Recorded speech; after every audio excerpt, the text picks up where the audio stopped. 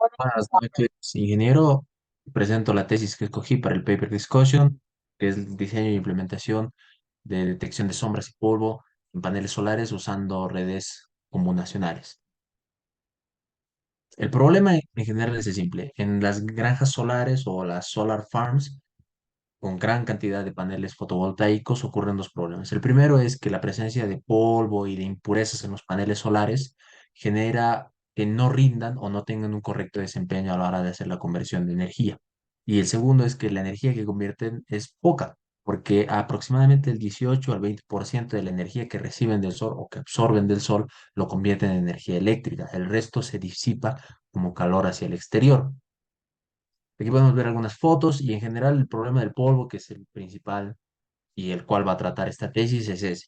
Y hay varias formas de limpiarlo, mecánicas, con agua, manuales, robóticas, incluso algunas. Y es importante tener una correcta detección, porque también es importante ver qué tanta potencia perdemos ante la presencia del polvo y de las sombras. En la tesis no se muestra a detalle esto, o sea, esta problemática y demás, simplemente se detalla en un párrafo bastante resumido. Por aquí yo pongo dos papers o dos artículos que lo vinculan con la problemática nacional. La mayoría de plantas solares están en zonas áridas y desérticas, ya que aparte de que son planas, son relativamente sólidas, reciben la luz del sol una gran cantidad de horas al día. Primero es sobre las técnicas de limpieza y el segundo es hablando sobre si, digamos, ponemos mucha cantidad o mucha densidad de paneles solares en una determinada área, esto puede terminar elevando la temperatura del propio ambiente. En ese ejemplo se pone que si se llenara el 20% del Sahara con paneles solares, la temperatura del ambiente crecería en 1,5 grados Celsius, ¿no? Entonces la problemática es bastante tajante, pero yendo a lo que nos concierne, o al problema que nos concierne, la data usada no existe tal cual en la tesis, es decir, él no proporciona su propio dataset o no hace la obtención de su propio dataset, sino que lo saca de dos fuentes distintas. Para el polvo, lo saca del Deep Solar Eye, que es un proyecto de una tesis, igual que busca tener la identificación del polvo en los paneles solares con un dataset de 45.754 imágenes. Y para las sombras, usó un dataset entregado por la Universidad de los Andes en el Perú, que es el Kiosol. Aquí quiero citar cómo hizo el Deep Solar Eye la obtención de su dataset como un colorario al tema. Ellos lo que hicieron es, porque ellos sí hicieron su propio dataset, con una cámara RGB y dos paneles solares, uno lo rociaban con las impurezas, con el polvo de, primero, distintos tipos de materiales, polvo, talco, etcétera, y de distintos grosores en cuanto a los granos. Y el segundo se quedaba así. En eso, ellos hacían un etiquetado con respecto a la potencia que perdía el panel solar que era ensuciado. Comparaban las dos potencias que entregaban los dos paneles solares, el ensuciado y el que no está ensuciado, y así obtenían la etiqueta o la etiquetación de su dataset. Lo hicieron en 8 rangos, tomando en consideración eso, el tipo de material, el espesor del grano o no, y vieron las distintas pérdidas de potencia que había en cada uno de los paneles solares o en cada una de las imágenes, más bien dicho. En cambio, él hizo la segmentación de las imágenes que recibió de la siguiente forma: fondo, panel, polvo y sombras. Es una segmentación semántica y es una bastante básica. Para la parte del preprocesado y la segmentación, la parte del polvo y el panel, porque él usó redes acumulacionales y usó tres, una para cada uno, una para el polvo, una para la sombra y una que es como la general para distinción entre panel y fondo. Para el panel y fondo y la distinción de panel, fondo y polvo, no usó un preprocesamiento tal cual, aparte de la supresión del fondo, la eliminación del fondo, porque no era de interés. Por otra parte, en las sombras se hizo algo mucho más extenso en cuanto al preprocesado de las imágenes. Primero, lo que hizo fue un filtro paso bajas para difuminar los contornos, ya que no era profundamente importante tener contornos muy bien definidos. Segundo, eh, usó la detección de los bordes mediante el counter de MATLAB. Por cierto, la segmentación previa en este punto de aquí lo usó también con el MATLAB, que es con una herramienta que es el Image Lavager, Lavaler, para la segmentación y el etiquetado y la supresión del fondo. Tengo entendido que también lo hizo así, porque no mencionó o con una herramienta del MATLAB. En general, él usó MATLAB para todo su proyecto, que no menciona nada más. parte de este tipo de supresión de fondo. Continuando con esta parte, una vez que con el counter o contorno, herramienta de MATLAB, que obtiene el contorno del panel solar, obtiene las esquinas principales del mismo, porque los paneles solares están inclinados de 15 a 45 grados, dependiendo la granja solar o el ambiente, etcétera. Entonces era necesario hacer una proyección geométrica para que el panel esté completamente plano, porque uno de los objetivos que se propone en su propia tesis es determinar la opacidad de las sombras y el área, y vamos a ver más adelante los resultados. Esto se obtiene las esquinas con los máximos y los mínimos de las sumas de los contornos del panel, es decir, de X y de Y con respecto al área o a los píxeles que ocupa el propio panel. Luego va a hacer la proyección geométrica y ese resultado que vemos a la derecha.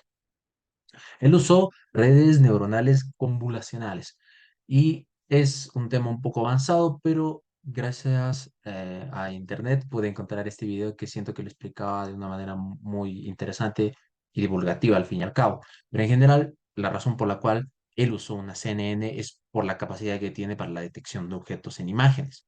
Es muy importante porque cuando manejamos imágenes a color, o bueno, en este caso no es tal cual a color, porque no hay mucha distinción entre incluso el propio suelo árido y el propio panel solar, no hay mucha distinción entre los mismos, no hay mucha diferencia y mucho contraste, pero en general, primero hay dos etapas, la obtención de las características y la identificación, por así decirlo.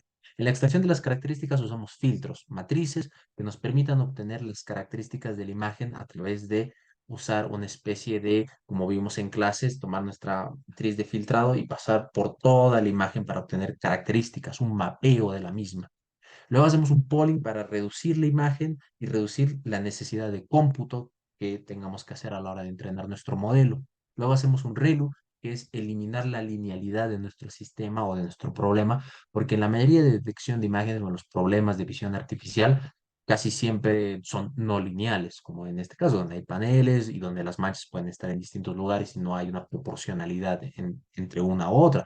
Por citar rápidamente un ejemplo, aquí la imagen A y la imagen B tienen, según los Deep Solar Eye, casi la misma pérdida de potencia, y a pesar de que no se parecen en nada las dos manchas.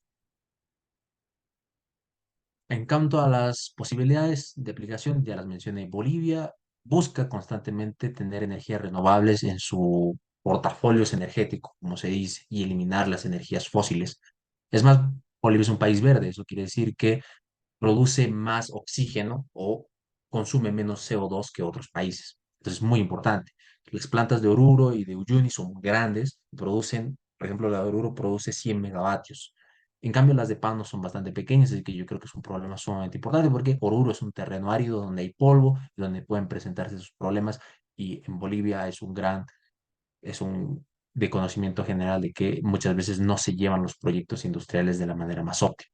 Por tema aparte, las limitaciones de la investigación son la data, la generalización y no considerar otras variables. Lo más simple, no considerar otras variables como la inclinación de los paneles solares, el clima, el ambiente, porque por ejemplo en el paper que mencioné al inicio sobre los tipos de limpieza en paneles solares se considera los climas adversos de altas latitudes, como en el caso de China, de una planta solar en China. Para la generalización es muy difícil cuando se usa un modelo preentrenado. Él usa una CNN preentrenada, no diseñó la propia o la suya propia, sino que usó la de Deep Lab versión 3 de Google. Y la data es la misma del Deep Solar Eye. La de las sombras parece que es muy poca porque ni siquiera menciona la cantidad, entonces es bastante limitante.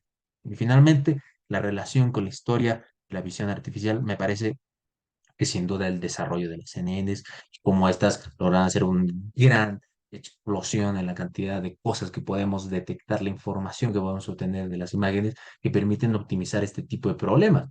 Porque claro, como la distribución del polvo es completamente aleatoria por las adversidades del clima, porque las plantas solares están al aire libre, es sumamente importante hacer este tipo de detección porque no se puede hacer de otra forma. En la tesis se menciona de que hay una forma de hacerlo detectando como más o menos la electricidad, porque dentro de los paneles solares hay diodos, entonces uno puede más o menos estudiarlo, pero incluso para eso, aparte de que es súper costoso de hacer, incluso uno tiene que apagar momentáneamente los paneles solares para realizar ese tipo de detecciones. Entonces estamos a un problema donde probablemente una única salida sería usar visión artificial para detectar sombras y poder realizar el tipo de limpieza adecuada, ya sea por agua, mecánica, manual, robótica.